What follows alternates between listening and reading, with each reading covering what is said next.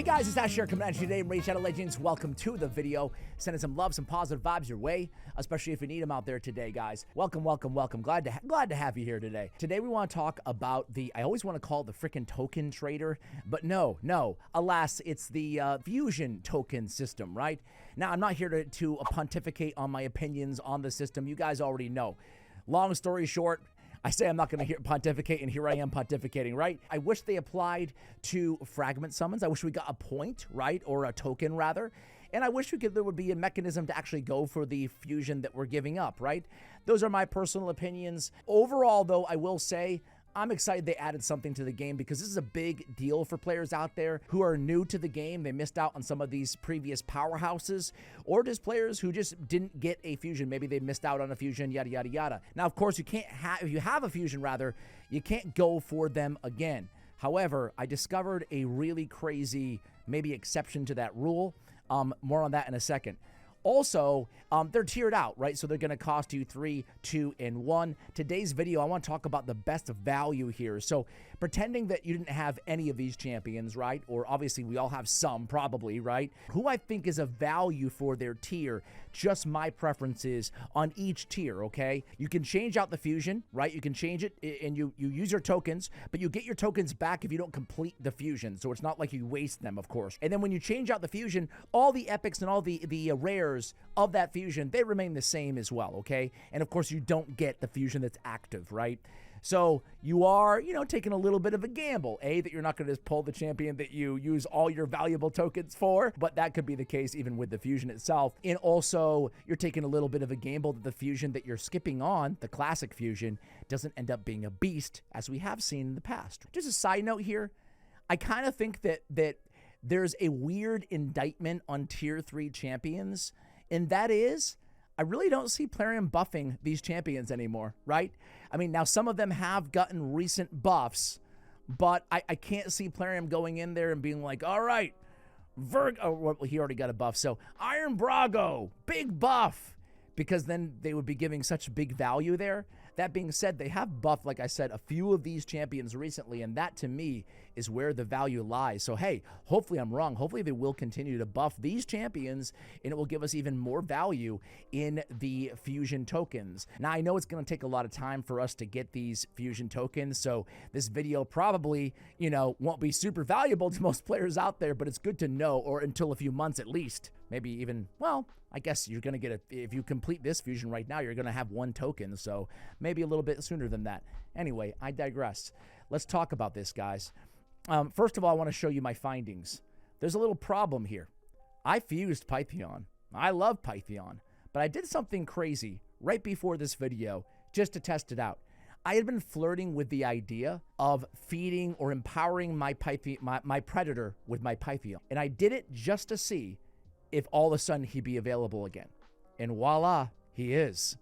Now, I hesitate to even share this because I don't know if this is as intended. Like my understanding was if you went for the fusion, if you got the champion, they wouldn't be available. And I don't want everybody to go out there and just say, Ash said it's going to work, and then it not work. It worked for me right now at the time of this recording, right? And I'm recording it on the evening of the 5th, so a couple days before the video goes live. I just wanted to let you guys know that. So now all of a sudden Pythion's available again, meaning I could fuse him again and empower Predator again. Or I could at the very least, I could get him back on my account because I just used him to empower Predator, I like Pythion a lot too, so at the very least, I can just get him back, which is pretty cool. So that is something I haven't seen anybody talk about or cover, because who's stupid enough to empower a champion they only have 1 copy of? Yours truly, that's who. I think it's worth it for Predator personally. I found that very interesting, right? Let's talk about these champions though, because I think there's some real big value here. And let's start with tier 3, right? The 1 cost champions. Now keep in mind, if you use a token to swap out a fusion for a tier 3 champion, you're going to be back down to 0, so you're never going to get your hands on some of these tier 3s. It's pretty obvious, intuitive, but I figured I'd point that out. Am I going to go for score it? You can see my options, by the way. I only had 6, and now I have 7 with Pythion back. So you can see me, I have only scored. These are the only tier 3 that I don't have. And I have 3 tier 2s available: Mad Hatter, Lizanthier, and Blizzar. And then I have Emic and obviously Pythion now, and Thor, who I've made a big deal about how I missed on Thor. So let's talk about value here, right? So kind of going through the list here. On the top line, there's some champions that I don't hate, but there's no one who I really love. Timid would be kind of my favorite on the top line. That's about it. Versov is, okay and very restrictive content, but I'm not passing on a fusion for any of these champions. Timid would be the only dude I would even consider if I had Kaja the Rai, and that's something that we'll come back to time and time again here. If you have a companion champion, maybe that would add value, or definitely would add some value to the champion. And of course, Timid and Kaja, they're a really good pairing together. They're not like a super powerhouse meta, combo, but they're really good when they're together, right? Kaja has the fast speed. She's just really missing, in my opinion, she's missing a full cleanse. She has turn meter boost, removes 2 debuffs from each ally. But you need the full, to get the full cleanse, or the block debuffs on a 2-turn. Either of those could help her out. But Timid on the same team as her actually gets a lot more powerful as well. They're like, to me, how companions should be, right? They really make each other significantly better, and they're in the same fusion. So Timid would be like a consideration, but he wouldn't be my top choice. We got like Skull Lord and Gerptuk and a bunch of I like Contra. I frankly really like Loranithel. Lanatharil? I don't know. He always sounds like some sort of a cough syrup to me. In a world where coughs strike without warning, soothe your throat with some Lanatharil at your local pharmacy. $4.99. All right, so Lanatharil is actually a really competent and capable ally attacker. He's especially good in Fire Knight. I don't think I would go for him because ally attackers are more prevalent than when he was added to the game. But he's probably my favorite on this row, along with Bambus and Contra, okay? Really quickly before I go down, Foley would be the other standout here. I think that's about it until we get to Harvest Jack, okay? So let's talk quickly about those champions. Lanatharil, as I said, a nice shield on his A2, and he has an ally attack. It's all allies joining on a 4-turn cooldown. He's nice and tanky, too, so you can really throw him. You can build him to do a little bit of damage, or you can throw him into a reflex set. There's some ways you can build them with a shield set or a bolster set as well. I wouldn't sub out for her necessarily, me personally, but I feel like the buff to Great Hoof Lauratia kind of went under the radar. She's not that bad anymore. Decreased resistance, a decreased accuracy, fills the turn meter by 10% for each debuff place, which could be significant in wave content. And then she has a good turn meter boost, a block debuffs, and an increased accuracy on a 3-turn cooldown with more turn meter on that hoof beats. I thought the buff on her was actually really solid. That being said, she definitely belongs in that last tier. I'm not saying she's a tier 2, so she doesn't present that huge value that I'd be looking for. Where I really see the biggest value here, though, is really on Bambus after his buff and Harvest Jack, right? So I've been not mentioning Harvest Jack, but now is the time to talk about this dude. Listen, he just got a buff. I think that Harvest Jack is actually a lot better. I respectfully disagree with some of the opinions out there on him. I think the buff was really, really good. Let's just quickly look at him. An AoE removes all buffs from each target, places a decreased attack and a block buffs for 2 turns on a 3-turn cooldown, and then he gets the extra turn. You know I'm a sucker for extra turns. First of all, very tanky, 27k base HP, right? So what does he do after he gets his extra turn? He goes into the Lord of Terror. This is a 3-turn cooldown as well. Now, it's an AoE with a True Fear for 2 turns. This is after you remove all buffs with a decreased attack and block buffs. And now this is also bringing this down to a 2-turn cooldown. We always talk about the value of extra turns on a champion like Deacon Armstrong, right? Now he's going to go in there and he's going to lock down for True Fear 2 turns. That's a 50-50 chance of them losing their turn and resetting their ability if they do. He also plays a decreased speed for 2 turns and decrease each target's turn meter by 30% if the True Fear is placed. So decreased speed, a True Fear, and a decreased turn meter by 30% if you do land the True Fear, in addition to buff removal and decreased attack and block buffs, all in ostensibly 1 turn. Has a 100% chance of placing an Irresistible Sleep if the True Fear is not placed. Also decreases each target's turn meter by 30%. So there we go. We get Sleep. I don't love the Sleep and the True Fear, which both can't land on most bosses, you know? There is certainly some Chimera, some, I suppose, some Sand Devil viability there. This is really nice. But I'm not sure, even with that great extra turn and doing so much in one turn, I'm not sure it's quite enough to justify using a token. But when you add his new passive, his newly buffed passive to it, then I'm like, ooh, because now you're talking wave content anywhere, and you're talking a great passive. Whenever an ally is attacked, has a 50% chance to decrease the duration of all buffs on the attacker by 1 turn. Whenever this champion's attacked, the chance is increased to 100%, and he's immune to fear as well. On his A1 triple hitter, each hit has a 60% chance of stealing a random buff from the target. Also has a 60% chance of placing a fear. This chance increases to 100% if the target has no buffs. So more fear and stealing buffs on each hit. I mean, each hit 60% chance is not bad at all. You could steal 2 or 3 buffs off that A1 alone. And I love the buff removal. He's all about removing buffs on his A2 and his passive now, and then controlling the enemy team and really mitigating what they're able to do with the block buffs and whatnot. I think this Harvest Jack buff is actually really, really good. So I would consider, if I didn't have Harvest Jack, kind of versatile too. You can use him in wave content. Again, I mentioned some of the PvE areas. And in Grim Forest, he's fantastic. In Soul Cross, in Tranos, Curse City, whatever you want to call it, he's fantastic as well. I guess Soul Cross is just that region, but you guys get the point. So I'm a big fan. I'm also a fan of Bambus after his buff, right? 3-turn cooldown, 3-turn cooldown. They changed, one of the most important words in his entire kit, right? Transfers all debuffs from this champion to the enemy with the highest resistance.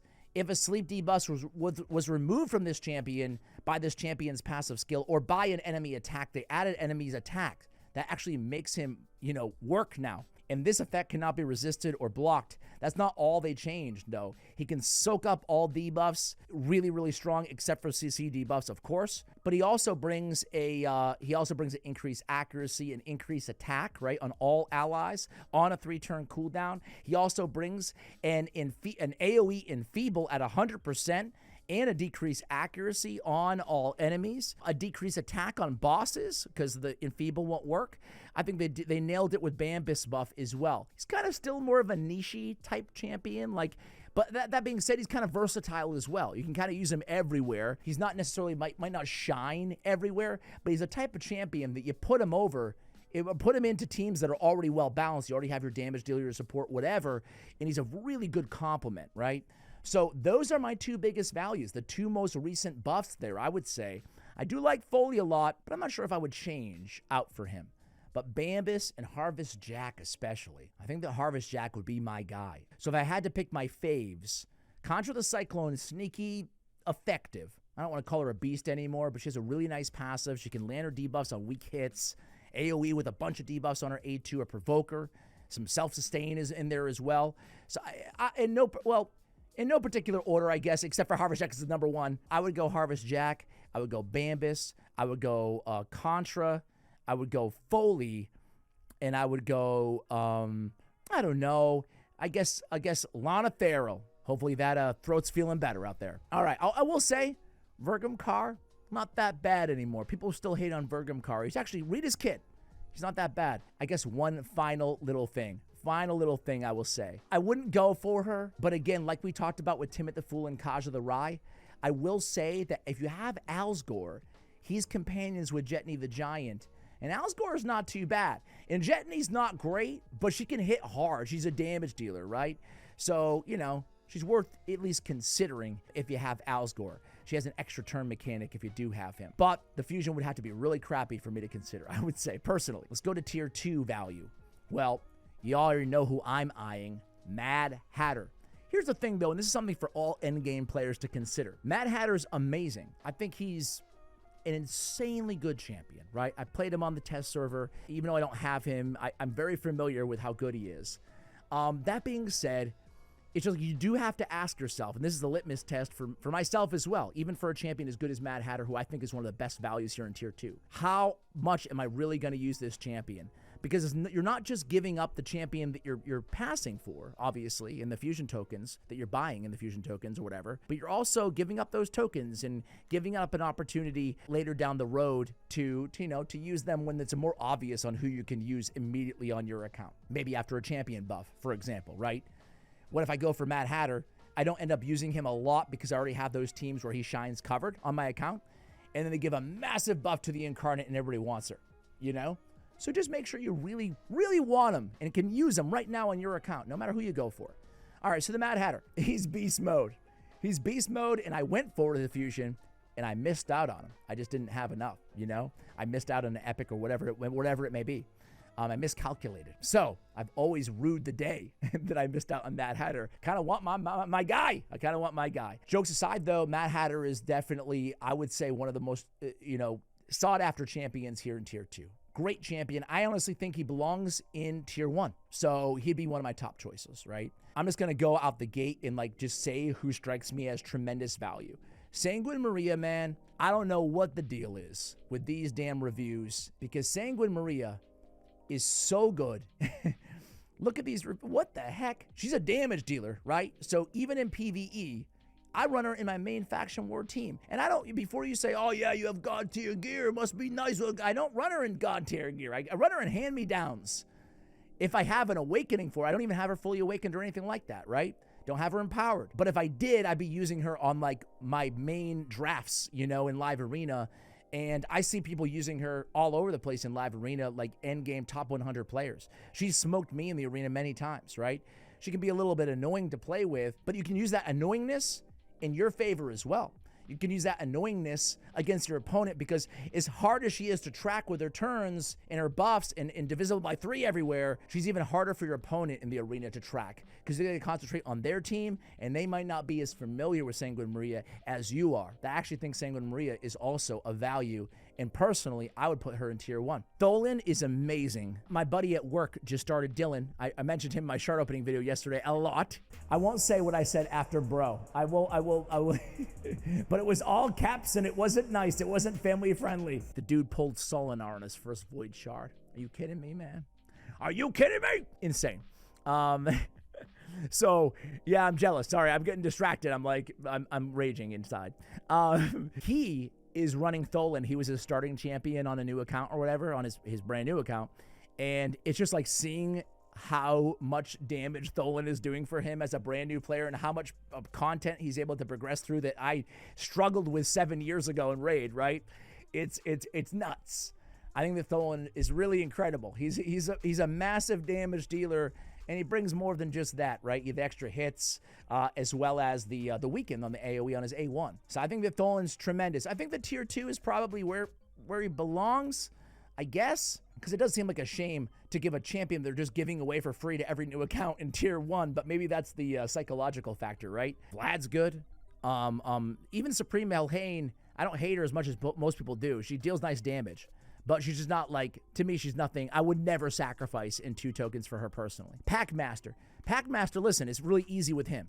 If you have Crocad, his little dog, right? If you went for the Crocad fusion, but you never went for Packmaster, I think he becomes your first choice here. I think he might be the most obvious choice out of anybody in any tier, maybe with one exception, because that combo, Crocad, who, by the way, Crocad is in Tier 1, right?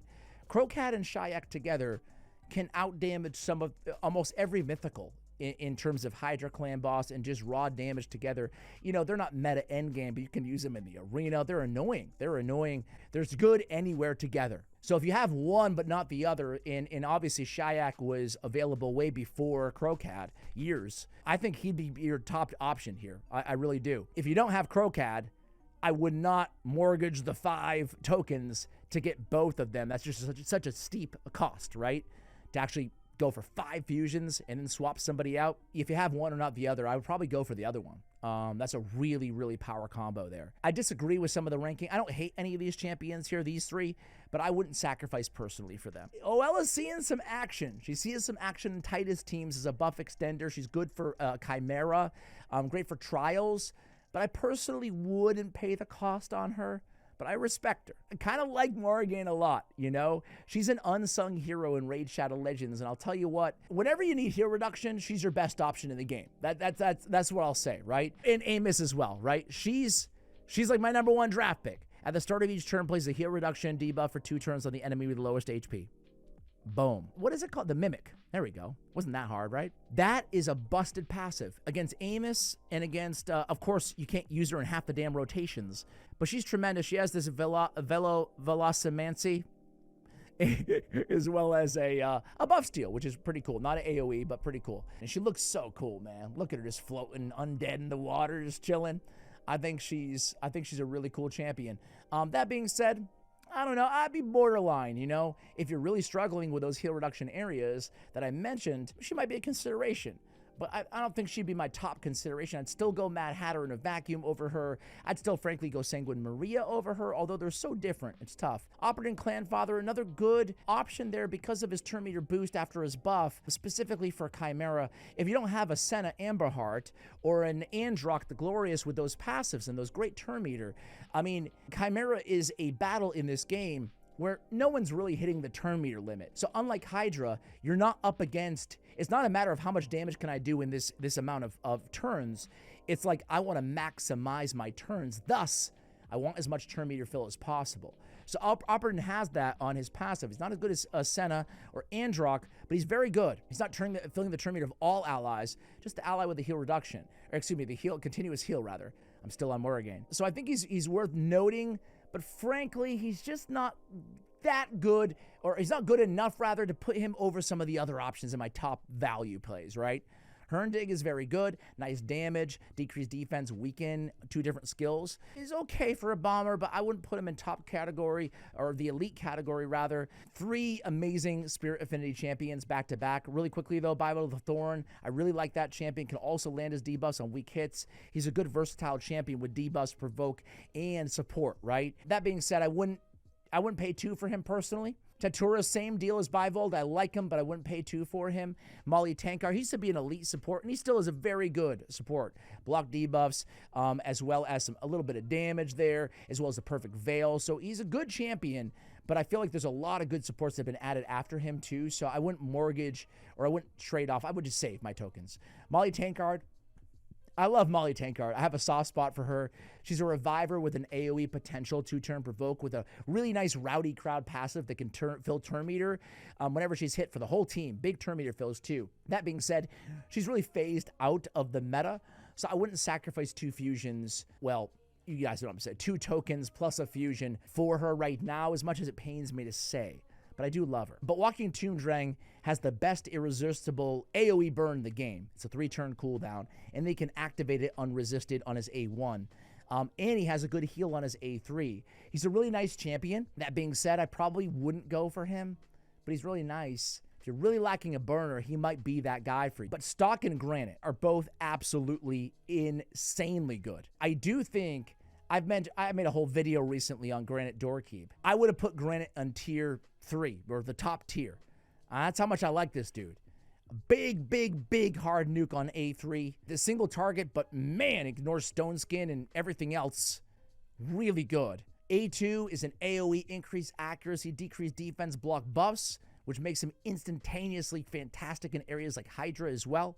My favorite part of him maybe is that he's immune to CC on his damn passive. You can't even CC the guy, which again comes into play in Hydra Clan Boss on the Head of Torment and a triple hitter ignore defense, removing buffs on his A1. That means that even if you lock him out in the arena, he can still devastate you with his A1. There's a lot to love about a Grant Doorkeep. That being said, he's not like as meta as like Predator is right now. So, you know, if you could use this skill set, which I feel that most accounts can, I mean, I love this dude, right? I have a lot of champions on my account, and I love that guy. So I think that Granite is one of the biggest values there. I think he's a tier 1 champion, and I actually like that Plarium made these mistakes. I see it as a mistake. Now, Stock is maybe a teensy tiny bit less meta in the arena after 9-piece Mercurial and Total Guard. That being said, he's still fantastic. In the arena, this rig to blow just makes him unbelievable. He was the tippity top of the meta for a bit there. Damage inflicted by poison and burn will ignore block damage and unkillable. Thus, you can't get by with block damage all over the meta, but also Marichka can't just counter your teams with poisons and burns, obviously. So especially champions like an Ezio, champions like a Nell, champions like a Volcanos, those teams, he empowered them, especially on classic arena offense. That being said, with poison activation, burns, and continuous heals and activation with a speed aura, he's tremendous and very versatile in PvE offense as well. So where's the value lie here? In my opinion, the top champions here are going to be Granite, are going to be Mad Hatter, Sanguine Maria, Tholin, and obviously Packmaster. We talked about that, right? If you have the other dude, and I think Stuck. But of course, you can make the case for, like, you know, some of the other champions we spoke about as well. So there we go. Mad Hatter, I'll just say, I talked about how much I want him, but I haven't really talked about him, right? An AoE Hex and Weaken ally with the highest crit damage will join the attack. Increased duration of buffs, decreased duration of all debuffs on all allies. Term Eater Phil, he's got the debuff spread on his A1, and then he's got every 10 turns by allies, heals everybody, True Fear on all enemies, right? On every 6 turns. So he's got a little control. He heals your team. He fits into Wixwell, Titus teams with buff extension. He's a great Term Eater filler. He's got great base stats. He's great in areas like Hydra with Hex and Weaken and extra damage. He's great in Chimera, debuff spread. So he's very versatile in PvE. So those are my top choices. Those are where the value lies for me in Tier 2. Let me know, by the way, as I go through here, where you agree and disagree with me. Tier 1, the tippity top. So this is going to cost you a lot. And what I said about Tier 2, it bears repeating here in Tier 1. And that means, you know, make sure you're planning accordingly here. It costs a lot, okay? And a lot of these champions are true game changers. So I said earlier I might go for Pythion again. I probably won't, because 3 tokens is a lot. Not to say that Pythion's not worth it, especially when he came out. But I probably wouldn't sacrifice 3 tokens for him right now. Same thing with Emic, at least on my account. When Emic came out, I mean, there was a lack of champions that had reduced cooldowns with a kit like him with the block damage and whatnot. Now there are more options. As much as I love Thor and I really respect Thor, and I'm happy they put him in Tier 1, honestly, and I really want him, but I know someday I'm going to get him. And I know I don't need him now on my account, you know? So I won't be going for any Tier 1 champion at all here. Who knows, in the future, maybe as fusions go by, they're obviously going to add them in. So maybe the champion that I sacrifice, I can use token, or that I swap out for, I can use tokens to buy later. I don't know. Obviously Titus, right? If you have Wixwell but not Titus, you might want to go for a Titus team.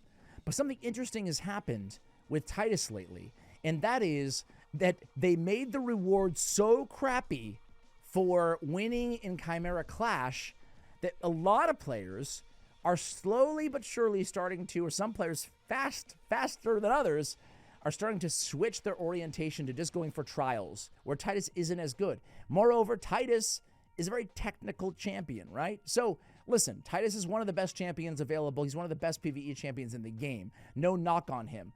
But it doesn't mean you should just go out there and just go, Titus, problem solved. There's a lot of setup. You need buff extender. There's a lot of considerations around him. So buyer beware. That being said, certainly if you have the components, the pieces, he's worth it. Lady Noelle. Lady Noelle is one of the better revivers in the game, okay?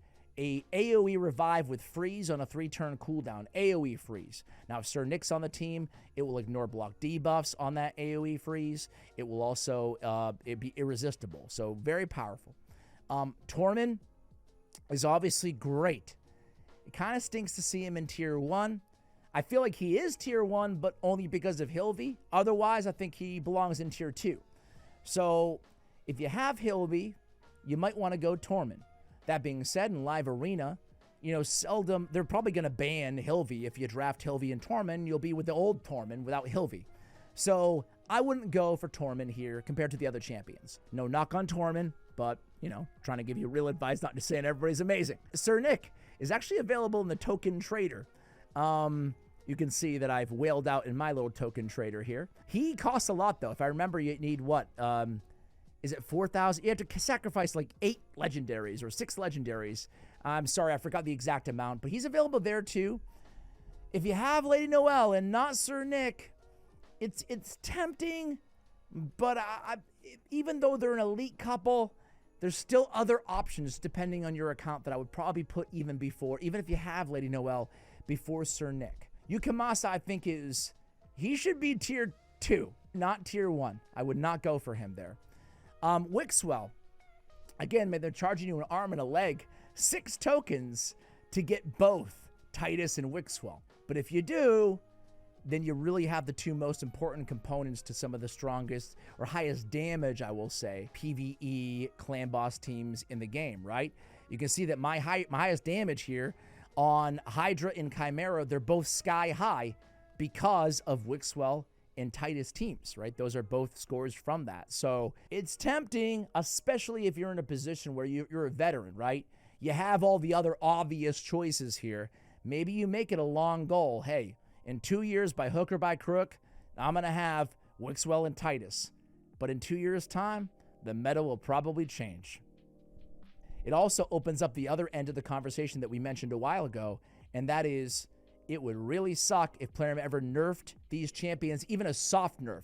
They don't really nerf champions anymore, but sometimes they'll add or change boss mechanics that actually soft nerf some champions. So if they ever did anything to the Titus and Wixwell teams, the player base would be irate with pitchforks out, rightfully so. I don't think they'll do that, but especially now after this.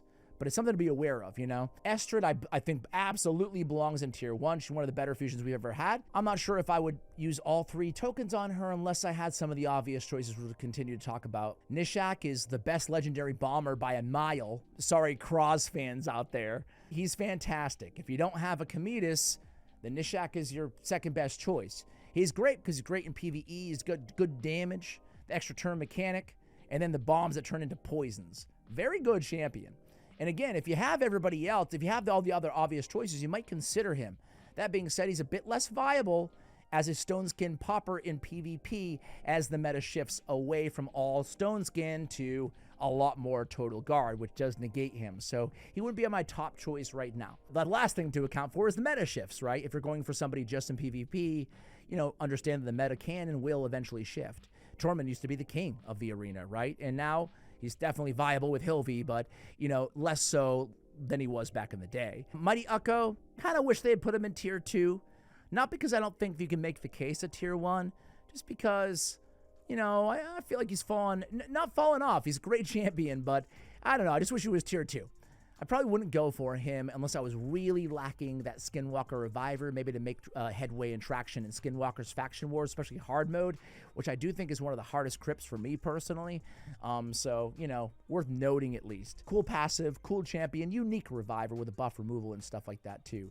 Crowcad, who we talked about. Hey, if you have Packmaster and not Crowcad, you might go for Crowcad here if you don't have Newt. We'll get to Newt in a minute. Armans. Well, listen, I like Fabian more than Armans nowadays, right? I think that it's official. Fabian has definitely overtook Armans, the 6th anniversary versus the 5th anniversary fusion. That being said, Armans is fantastic still. Really good champion. He wouldn't be my first choice here, but he would be probably top 5, right? White Queen Ancora, very good reviver. Very special and unique reviver. If I had Narcissus out of a Void Shard, but I didn't have White Queen, I might go White Queen. I wouldn't go over, you know, some of these champions right here, but I would at least consider that somewhere down the road, right? Because she's great. She's got the clans, great passive where she can take away debuffs, so annoying to go against. Beautiful synergy with Narcissus. Really do empower each other beautifully. Brogni is great with the Grow Shield ability. He's not as effective as, you know, a Wixwell-Titus combo. A little bit more arduous to build those teams. And I think outside of Titus teams, I think that Brogni really does belong in that Tier 2. That being said, he does bring a lot of value to the table, right? So he's not a bad champion by any stretch, but he wouldn't be my first choice here in Tier 1. Rhodos is just an insanely good nuker. You know, he's insanely good. And now with Mercurial Gear, Rhodos and Siphi are starting to creep right back into the meta again now that, you know, Nell's still insane and stuff like that. But, you know, there's ways to deal with, obviously, her and get around some champions that really hard countered Siphi, thus a bit less Rhodos. That being said, if I had Siphi and not Rhodos, Rhodos might be my guy, especially if you're interested in PvP. Rhodos is just such an insanely good nuker. He has Ignore, block damage, which is so meta right now and unkillable. He's a single target damage dealer who really performs almost like an AoE damage dealer. And he's a massive threat in the arena, even after his nerf years ago. So Rhodos is definitely at the top of the list, close to the top of the list. Fabian, I think, is, if you're just interested in PvP content, how can I improve my live arena team? How can I improve my arena teams? Fabian is your guy. Out of everybody on this entire list, Fabian is your guy. That's it. It's not even close to me. Just with the lockout, with the speed aura, you know, he has really one hard counter in Crixia, you know, but you can at the very least lock out, even if, you know, Total Guard's blocking the True Fears. He has Petrification on that nasty A2. Listen, I hate going against Fabian, and I love Fabian on my team. And as somebody who has, you know, most of the mythicals in the game on my account, right? And most of the OP legendaries on my account, he's still probably one of my most drafted legendary, if not my most drafted, if not my most drafted legendary champion on my account, right alongside with Marichka and with Predator right now, you know? So Fabian is the guy for PvP, and Newt is the guy for PvE, right? Out of any champion on this list, if you're worried about PvE progression, or if that's your concern where you are on your account, Newt is going to be your obvious pick. Let me just put it this way. If you don't have Newt on your account and you're not looking to optimize your arena teams, right? I can't see that many situations. Maybe one of those companions that we talked about, right? And every account is different, so it's hard to talk in generalities like this. But let me just be real. You're probably going to go for Newt. You're going to save up 3 fusions. You're going to get one from the fusion right now if you're going for it. And then you're going to save up 3 tokens. And then you're just going to wait for a crappy fusion. And you're going to swap them out with Newt, and you're going to be happy that you did it. So I think that that's the biggest opportunity here for a lot of old, new accounts or people who missed out on Newt. I think that's it, getting Newt. I would pass up, if I didn't have Newt, I would pass up every champion in tier 2 and every champion in tier 3, and I would just go for Newt. He is the solution to Fire Knight in a lot of ways. He can't like solo it, but with ally attackers, great control. He's got a useful A2 as well. He brings more than just his triple enemy max HP ability on his A3. I feel like I should at least pull him up, but I mean, I think most people are familiar with his kit. He has the turn meter control on the triple hitter, or the freeze, which is turn meter control in Fire Knight, but very effective, you know, regardless. He has the decrease attack and the weaken on the AoE on the 3-turn cooldown with the counterattack, thus much more control on the A1. And then the Blessed Bash is a triple hitter where we decrease target's defense by 3% up to 30. That's basically like a cruelty blessing built into already one of the strongest abilities in the game, you know? And then his passive, when counterattacking, he deals full damage, which is nice. He also has accuracy in dungeons on his aura. A bit niche, but can be useful for newer accounts out there. The last champion is Helikath. I wish they put Helikath in tier 2. No knock on him, but when he came out, he was just absolutely busted, broken. And he's not quite as used quite as often because he was in all the Demon Lord clan boss and comps. Of course, they still work, but Demon Lord is a lot easier than it used to be, you know, and if it's not easy for you, it will eventually. Like, it used to be, you know, this Morse code that we all had to crack and go to Deadwood Jedi and speed tune everything. It's a lot easier nowadays. That being said, Helikath in this meta, even in the arena, is starting to see a bit of a resurgence, right? Because he ignores shield and block damage on his A1. And he has all these counterattacks where he can go in and he can get rid of Total Guard. Moreover, he has a block damage, which is super meta right now as well. So you can build him for a little bit of damage. You can build him in protection to try to get a protected block damage. So I am seeing a little bit more Helikath. That being said, he wouldn't be my top choice right now for tier 1. So who are my top choices? Well, Newt and Fabian, Rhodos, Titus, and Lady Noelle, I would say. And then Armans and Wixwell, just depending, right? Tier 1, unlike the other tiers, it really does depend a bit on what you need on your account, because all these champions are fantastic. But those would be my top choices. I would go Lady Noelle over White Queen, but only by a smidge. They're both so good, you know? There it is, guys. Sorry, this video was way longer than I had intended initially. I thought I could bust out a 15-minute video talking about the fusions. But hopefully you guys found it helpful and you can revisit it and share with folks who might be having to make these decisions on their accounts as well. Guys, thank you so much for watching. And as always, take care, guys.